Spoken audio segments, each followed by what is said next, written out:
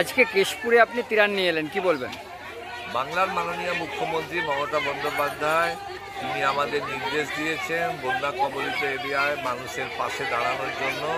সেই জন্য গত কয়েকদিন ধরেই আমরা ডেবরা ব্লকের দোয়াদা এই সমস্ত গ্রামগুলোতে আমরা খাবার, শুকনো খাবার, রান্না করা খাবার পৌঁছে দিয়েছি। আজকে আমরা মোহাম্মদ রফিক, কেশপুরে আমাদের দলনেতা, তার নেতৃত্বে আমাদের মেদিনীপুর মিউনিসিপ্যালিটির কাউন্সিলর ডাক্তার গোলক বিহারী মাঝি, প্রাক্তন কাউন্সিলর বিশ্বেশ্বর নায়েক এবং আমাদের জল দপ্তরের সিআইসি মিতালি বন্দ্যোপাধ্যায়কে নিয়ে কেশপুরের আজকে যে বিস্তীর্ণ বনবাসী মানুষ যারা এই জলে বন্যায় আক্রান্ত হয়েছিলেন, ঘর বাড়ি নষ্ট হয়েছে, তাদের হাতে ত্রিপল, জামা কাপড়, শুকনো মুড়ি, চিড়া